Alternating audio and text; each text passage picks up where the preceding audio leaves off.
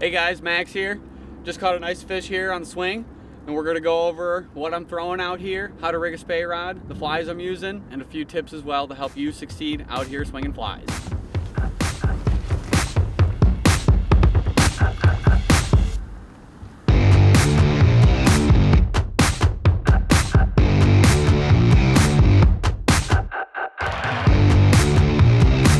So today we're running a full length spey rod here. And personally, I love a 13-foot 7-weight. It's the most ideal spey rod that I find for our West Michigan rivers here. This happens to be a Sage 13-7, and we're pairing this with a large arbor fly rod designed to hold a lot of running line, as well as big fat shooting heads that we're throwing for these fish. So to start off the whole system, we have a monofilament running line. This is a 44-pound running line from Scientific Anglers, and this is just a really basic mono line.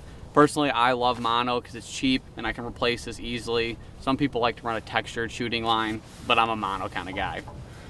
So to start the whole system off, we'll receive our mono running line with the end cut off of it, and a question we get is how to make a loop to connect our shooting head. To be honest, it's very simple, and what I do is just tie an overhand knot. So I have a loop that I've created with my running line, and I'm just going to create an overhand knot, wet the line and pull it tight, trim my tag end, and that is what I'm going to loop my shooting head. So we're throwing a lot of floating lines out here in our very low water this fall, and so we have a floating line here from Scientific Anglers. This is a standard 22-foot shooting head, just a floating line. Now when we receive our shooting heads, generally there's going to be a dark color to our running or to our shooting head. Black is back, and the back or the black is always going to be the back of the shooting head here. Now there is a correct way to rig our shooting head to our running line, and we are going to pass the shooting head through the loop on our running line.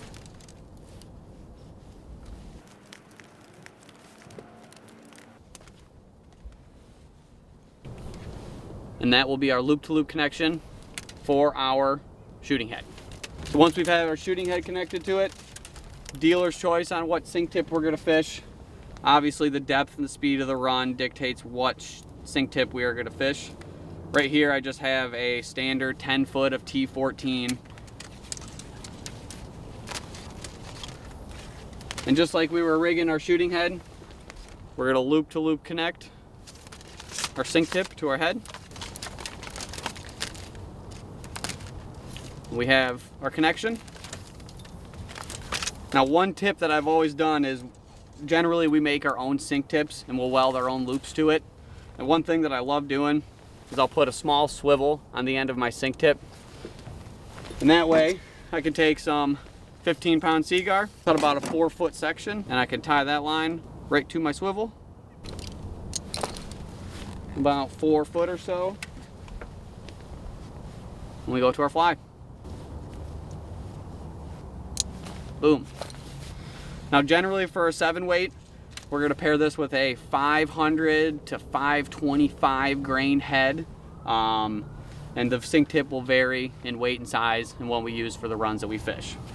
If anybody has any questions or wants to know more about what we're fishing and our spey system setups, give us a call at the shop or swing on through to our shop in Ada, Michigan.